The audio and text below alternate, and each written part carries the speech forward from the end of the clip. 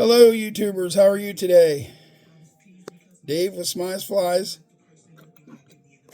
And today is going to be, the how-to is going to be on a size 16 pheasant tail, Nymph, which is a very prolific, great fly to use.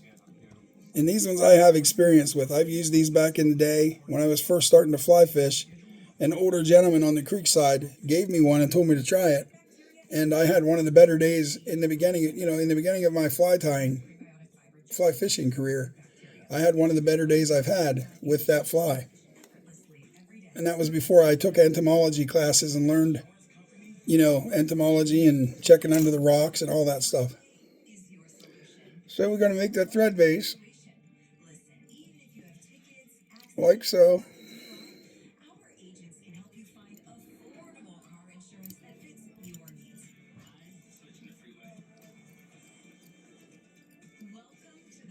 Coming back to the end of the shaft.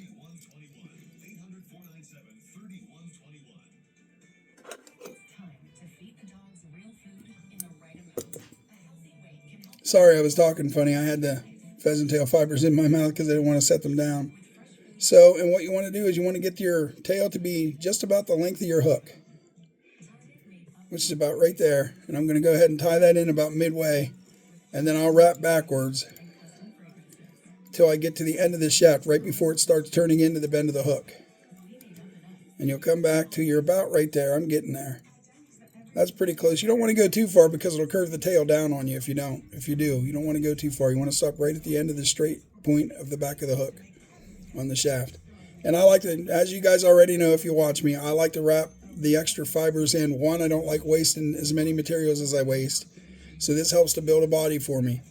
And that's important. All flies have tapers. You guys have heard me say that before. And watch this. When I'm done with these Fly Smith scissors, look at that. You can't even tell there was any material in there tied in. It cuts it flush. These things, man, you got to get yourself a pair. And this is right here. This is a Fly Smith bobbin. This is one of the tension ones. And I'm telling you, I only tell you guys this stuff because I like the people that are watching my video. I want to bring you guys, I want to tell you, if I find something good, I want to tell you. And one thing you can count on with me is I'm not going to lie to you. He has the flysmith.co, not .com, .co, has the best tools you're ever going to get your hands on. And I believe that with my heart. Oh, and the proof of that is I have about 12 of his bobbins. I have about 7 of his pair of scissors and a new pair on the way. I keep buying them and I put them away. I need to take some to have them sharpened, or I'm going to figure out a way to do it myself. Now, I have heard that if you take aluminum foil and fold it over like 2 or 3 times, like fold it in half, keep doing that, and then you take your scissors and cut through it, that will help sharpen them. And I have watched videos to make sure before I gave that information that it was in fact true, and it is. A lot of people agree with it, so, can't argue with everybody, I just don't want to come on here and give you guys any facts that aren't true. So then what you're going to do is you're going to grab another clump of pheasant tail, except this time I'm going up further on the feather. And the reason is that the fibers are longer and you're going to need them to be long to do the body. You want to have enough room or enough fiber to be able to do what you need to do.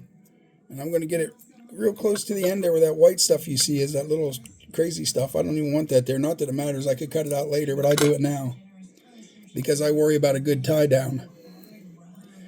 So then you're going to want to catch that. And I use a pinch wrap, which means I put my thread in between my finger and thumb, hold it, and then go real quick.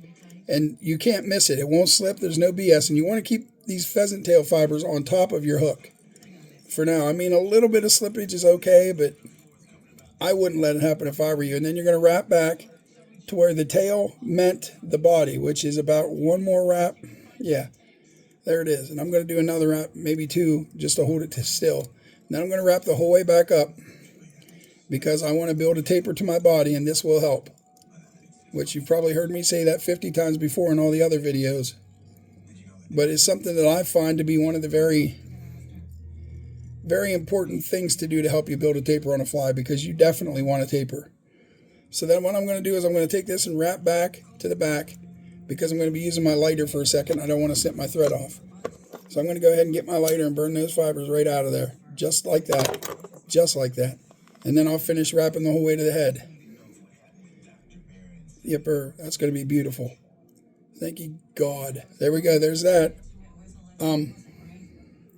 Yeah. Next step will be to get a hold of all these fibers without grabbing your tail and wrap up a little bit.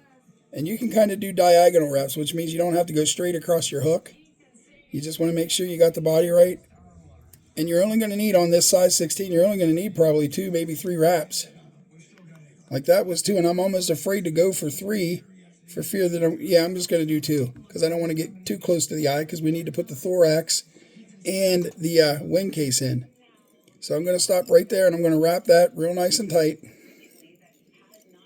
Get that like that, and then we're going to pick all the fibers up. And it can be a booger right now because you might catch on your hook and all that. You just have to wiggle them around and finagle them until you get them so they're not over your eye. And watch this now. These scissors, again, I'm going to come down on the top and give it a snip. And the only way you can tell that's there is because some of the fibers on the side stayed. These scissors are epic. All right, now you want to wrap some copper wire up.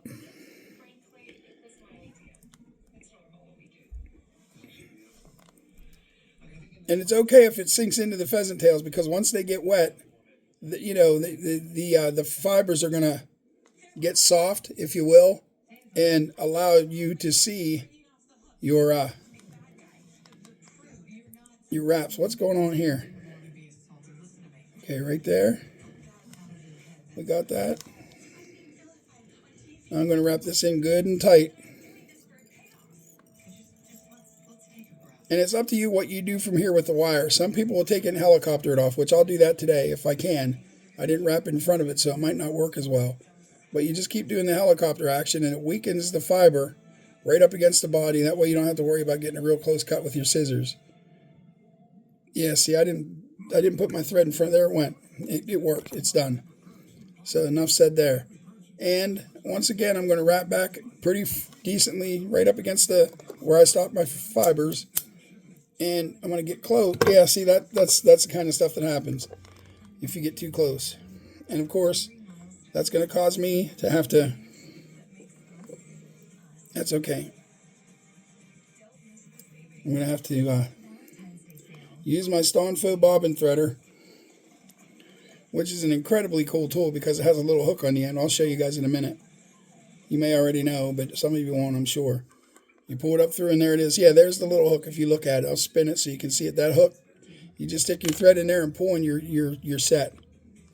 Except for when it does that. So now I'm going to have to pull it back out again because it got caught around one of the arms. My goodness, am I looking like a novice today?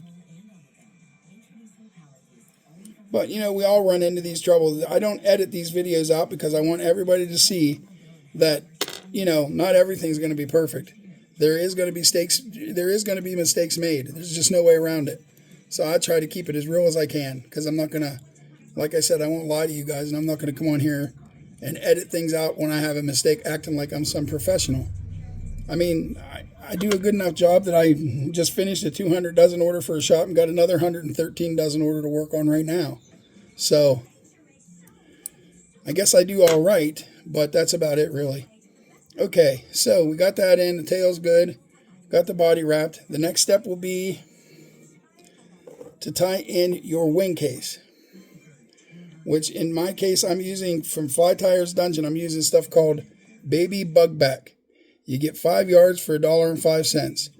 And a really good place to get this from too. I hate to keep saying it, but it's the truth. Flysmith.co. He has stuff called it is called Gatorback. It used to be Thin Skin, but he switched the name. And one of the things about that stuff is okay, so this Thin Skin here is smooth on both sides. His isn't that way. His is smooth on one side and has a texture on the other side, which is great for putting your it'll keep your UV resin in one place is the best way to put it. You could even make a mistake and put a bigger drip than you wanted to, and it's not going to run off the edges. It'll stay right on top. It's absolutely amazing stuff. You can get that over at that flysmith.co. And yeah, you guys will hear me talk about him a lot. I am his East Coast ambassador, so it's kind of my place as an ambassador to rep the brand because I'm the brand ambassador. So what do? You rep the brand. But the thing is, like I told you already in the video, well, maybe not this one, but I won't lie to you. I'm not going to just blow smoke up you guys' butt and tell you to buy this because I am the ambassador. I'm doing it because I have experience. I've used his tools, and they're my preference. I've used many options. I've used many companies' tools. And as of right now, in my opinion, his are by far the best. By far. Now we're going to go ahead. We're going to wrap up this thorax. And I'm going to put a little bit more dubbing on because rather than tying in pheasant tails for the fibers that come out of the wing case, I'm going to pick, I'm going to pick out the fibers off the side because this is nice buggy dubbing. And if you're too far away from it, you can take this and just slide it right up. It won't fall off. And I'm just going to go ahead and wrap back just 2 times. And then we're going to work our way right to the head, and that's plenty. So then I'll pull a lot of the fibers back to the best I can and go ahead and try to build myself a nice little thread head up there. But I don't want to get too much with it because it can cause problems. And I'm going to leave all this extra buggy stuff sticking out. I'm just going to leave it there, and I'm going to go ahead and I'm going to wrap the wing case forward. And I'm going to stick it right over the middle of the eye of the hook. And this is where I use the pinch wrap again, in between my finger and thumb. And then I'll get over there and I'll feel it and go. Because I know I was right behind the eye. And some of you might need to, you can turn your vise towards you or whatever if your vise jaws are turnable, like partly rotary. So I got that to there. And then I want to grab it and I want to pull up, which it does 2 things. It helps pull the thread back from the eye. And it also pulls it tight over the top of the wing case, or over the top of the thorax. So now that we got that done, y'all, we'll get the handy dandy whip finisher out. I got this from Anadromous, Anadromous, Anadromous A-Flyco. If you look it up, you can put A-Flyco there. These are only like $15, and I just love the size of these. They're not too small, they're not too big, they're just the absolute right size. And if you look, this piece up here bends, and it makes it that much easier to get it off the, to finish the whip finish. Finish to finish. All right, so I'm going to come up right up against the thread, snip, and then all these extra real long fibers I will pull out. We don't want them to be too long, but we want enough there that when I use my dubbing brush, I can make what looks like the fibers coming out. And this one, I'll take it and I kind of stroke upwardly. And there's a reason for that. Because you don't want to just stroke right back because you're only going to move the feathers and fibers that are there. And I get in, and I tend to pull out the real long hairs because you don't need to get it super, how do I want to explain that? You don't want them sticking way too far back because then they might look a little, I don't know what the word would be. They might not look quite as good or as real. That was head cement. I'm going to take some of this UV craft resin of mine. I'm going to use a very little bit. I'm going to put that right on the top of the wing case. And what that does is it'll look like a piece of glass over top that wing case. And you want just a little bit of it to be gathered up on top.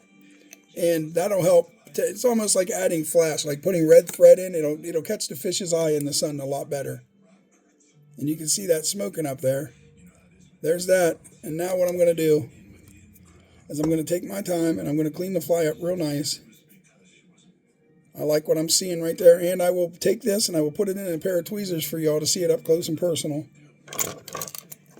This is the pheasant tail nymph, you guys. And I'm telling you, you guys will definitely enjoy this. Not only is it fun to tie, it's great to fish with. So I'm just going to grab it by the tail fibers. There it is. Oh, hold on 1 second. I see a little bit of an issue. Nothing that I can't take care of real quick.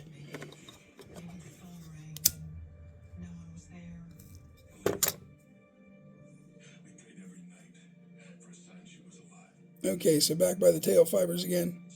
There it is. You can see the wing case right there. How it shines under the light. There's my light. I'm going to put light right on it. See how that shines right there? And it's not even UV light. I should use UV light to show you how much that shines. It doesn't glow, but it puts a nice shine on it. And I was holding it the wrong way. No wonder we couldn't see it right. I don't know if you can tell by looking at that, but that wing case that's on top is shining bright. It's right here. It's already doing it without the light, but anyhow, y'all, there you go. That is the pheasant tail nymph. That was a size 16. I hope you guys enjoyed the video today. If you like what you saw, please like the video. And if you guys haven't subscribed to me yet, what are you waiting for? Please get it done. I'm just joking. Guys, if you want to, please sub to me. I need to get the numbers up so I can start going live with y'all. Thank you so much. God bless y'all. I hope your Saturday is wonderful and your Sunday's even better.